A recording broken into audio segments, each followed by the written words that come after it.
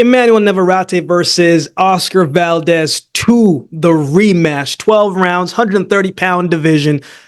In the first fight, Navarrete showed why he is a multiple division champion. When you fight Navarrete, man, you got to worry about a whole bunch of different things. You got to worry about that unorthodox approach to boxing. You know, he's a deceptive fighter. I like that word when it comes to Navarrete. He's deceptive, right? He breaks a lot of fundamental rules. You know, like he fights with his hands down, he pulls back, he gets hit often, and sometimes you watch his fight and you question like, yo, how good is this guy really? You know what I'm saying? Like, how is he really beating these cats? But then on the other side, you'll turn on the tape and you'll be like, oh, wait a minute. Like, okay, I see why. Like, this guy's mean. This guy's vicious. He's got heart. He's got will. He's got skills. He's just got something about him, man, that you just like and you want your fighter to have. And he's athletic in his own way, right? Like he can hit you from awkward angles. He can hit you he'll lunge at you, right? With an explosiveness and athleticism that you didn't think that he possessed, right? Like he can hurt you with any shot, that uppercut, the body shot, plus with his long reach, like it all that helps him and works for him and has made him the fighter that he is today. Valdez, on the other hand, man, you know, he's on the other side. Like he's more focused, he's more dialed in, takes his training uber seriously. Man just seems to work very hard, right? He's fundamentally sound, uses his feet to set up his shots. He'll give you different looks and different angles, right? Like he's just a different fighter in many ways than Emanuel Navarrete. He'll feint, and Valdez can punch as well too. And he's got a good shin. You know, he can take a shot himself too.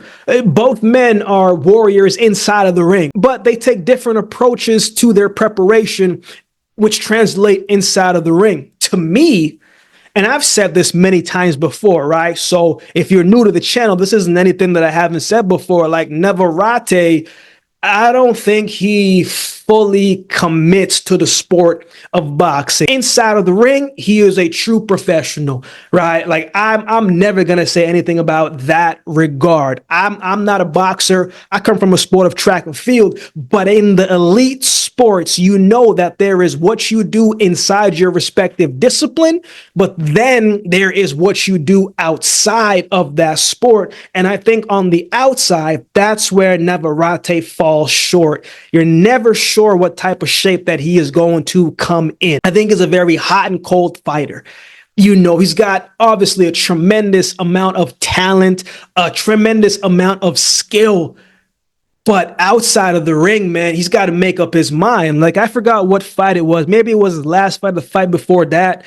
But they were talking about, Tim Bradley said, man, like he was in the back room talking to Navarrete, and Navarrete was eating Twinkies and eating candy. And this is a guy who was trying to make weight. You know what I'm saying? And I'm like, yo, you can't be doing that when you're trying to make weight, let alone trying to be a champion. But he's been able to get away with that in certain respects, right? But Navarrete, he's coming off of a loss when he fought Dennis Bronachuk at 135 pounds. And personally, like, it was a fight that Navarrete should have been able to win. At least that's what I think.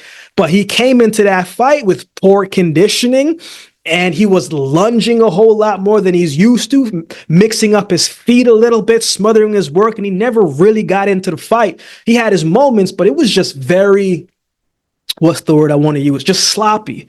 It was a very sloppy fight. And Bronachuk was just better on the night. And I don't really think he fought a great fight either, but he was better than the version of Navarrete on the night, and Navarrete suffered that loss. Now, Oscar Valdez, he's coming off of a big win for him, especially at this stage in his career.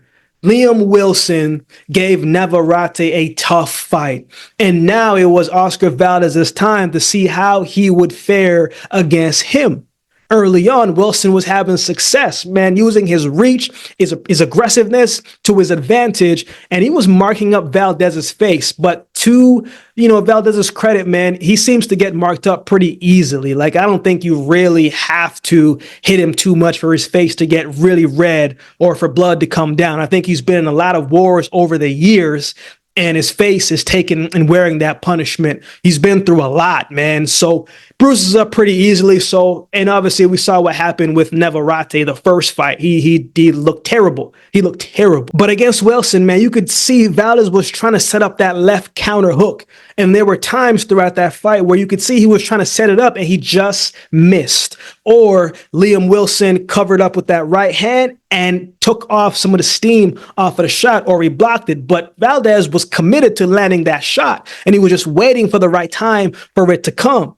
And sure enough, in that 7th round, the opportunity presented itself, and he finally caught him, and it stumbled Wilson, and Wilson found himself in trouble. And from there, Oscar Valdez just unloaded on Wilson with everything he's got. Right hands, left hands, uppercut, body shot, left shot, body shot.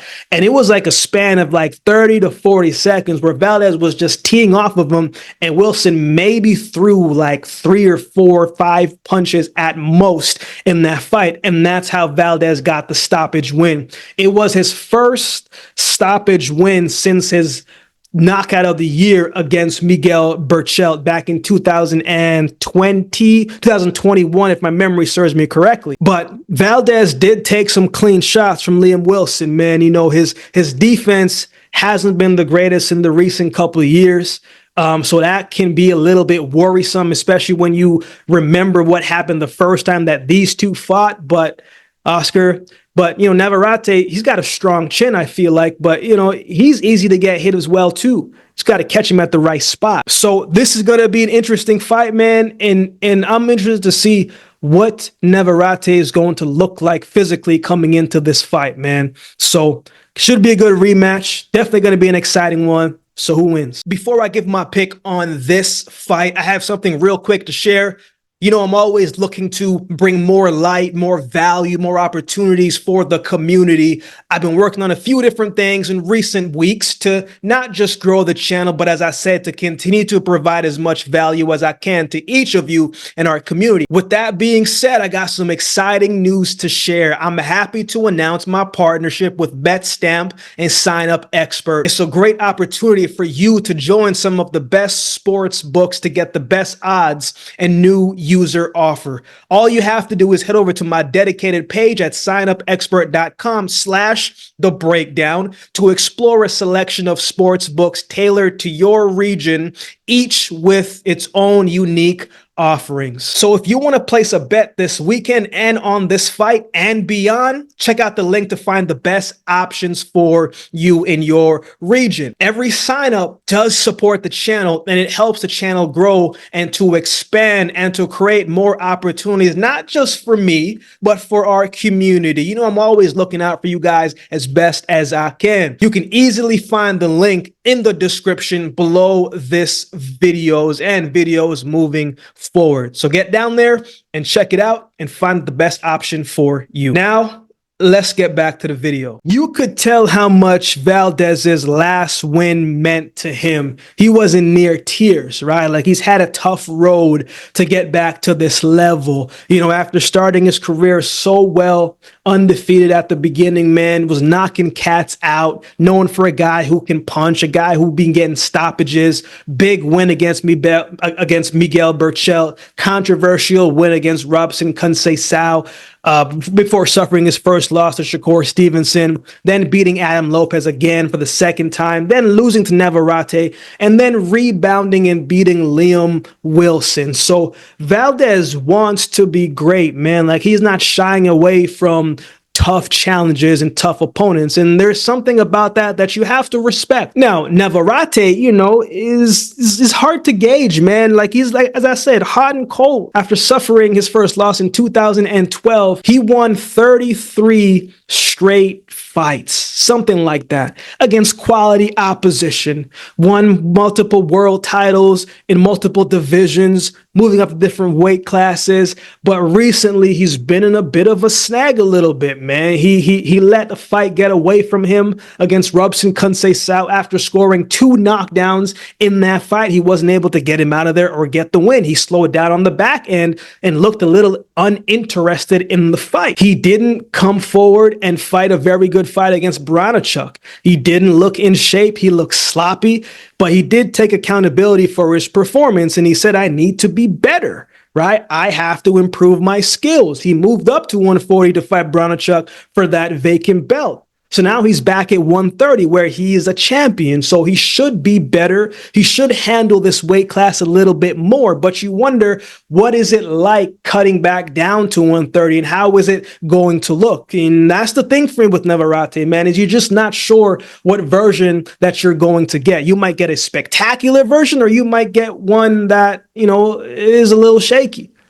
I think both men are going to come into this fight and fight with a little level of desperation because they can't afford another loss like that. It makes their path a little bit harder to get back to the top. Personally, from my own bias, I'm leaning more toward Valdez because I'm someone who always worked hard, always take my training seriously, and wanted to be a complete athlete and be good in all areas. But that's my own personal bias. But at the same time, in this fight, I like Emanuel Navarrete to win this fight by decision, possible late stoppage, right? I like decision more than I like the stoppage here, but we can't rule out anything in this fight. I think it's going to look a little similar to the first fight, man. Both guys are not big defensive fighters like that, so I'm expecting a lot of punches, a lot of volume, a lot of ego, a lot of pride, a lot of heart.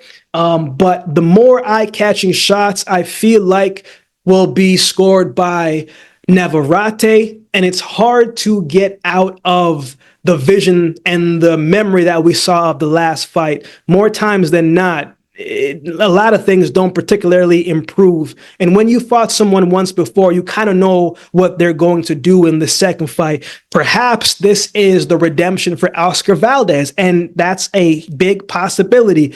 But I don't think it's going to be the revenge on this night. I think Navarrete, I think he's going to win this fight. I like him by decision. So those are my thoughts. I would love to hear from you. How do you think this one goes? Who do you have winning? Let me know in the comment section below. So with all that being said, if you've been watching the video this time, do me a favor and subscribe to the channel, and we'll definitely see you next time.